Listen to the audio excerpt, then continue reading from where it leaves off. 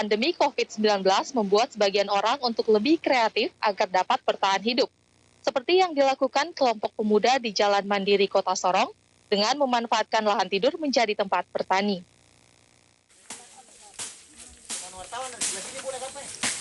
Beginilah keseharian kelompok pemuda dan masyarakat di Jalan Mandiri, Kelurahan Remu Selatan, Kota Sorong. Kurang lebih ada sejumlah lahan tidur di lingkungan tempat tinggal mereka yang saat ini dijadikan lahan pertanian. Ide kreatif ini datang dari seorang pemuda di lingkungan tersebut yang juga merupakan anggota TNI.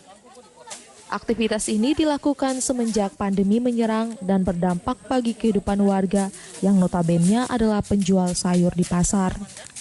Dan ini yaitu saya merasa terpanggil untuk lingkungan. Nah, kegiatan yang saya buat yaitu adalah bakti non fisik dan bakti fisik. Bakti non fisik adalah saya memberikan sosialisasi kepada adik-adik, orang tua yang ada di lingkungan agar mengaktifkan kembali. Nah, bakti fisik yaitu bakti yang tadi kita telah laksanakan. Demikian. Lahan kosong ini ditanam sayuran seperti kangkung yang selanjutnya nanti akan dijual ke pasar. Tidak hanya pemuda, namun masyarakat setempat turut terlibat untuk membersihkan sejumlah lahan tidur agar dijadikan suatu kawasan yang bermanfaat.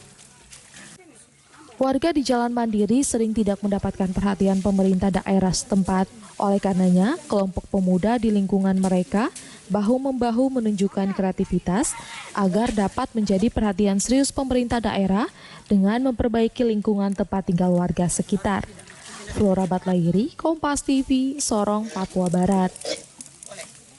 Informasi yang kedua, kerang merupakan mata pencaharian masyarakat yang tinggal di pesisir pantai. Karena kerang ini hidup di pasang surutnya air laut pada kawasan mangrove.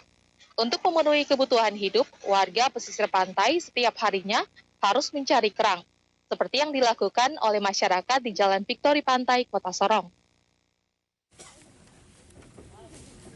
Warga dengan menggunakan perahu melintasi sungai yang dikelilingi mangrove untuk sampai di muara tempat mencari kerang.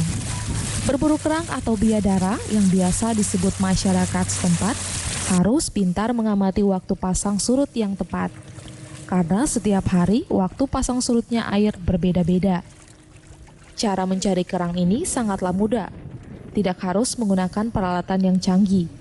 Karena kerang dapat dicari hanya dengan menggunakan tangan.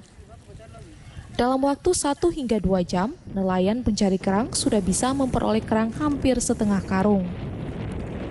Ya kalau dapat ya lebih ya kita pulang siang. Jadi biasa dari jam berapa? Biasanya tergantung dari jam 9 tong keluar. Pasang surut air. Oh begitu ya. Biasanya berapa jam? Berapa jam kalau cari begini? 2 jam saja. 2 jam ya.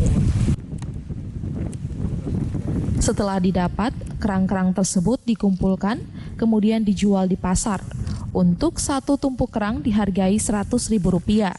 Mencari kerang merupakan mata pencarian warga di pesisir pantai, sehingga setiap harinya mereka harus berupaya untuk memperoleh kerang. Flora Batlairi, Kompas TV, Sorong, Papua Barat.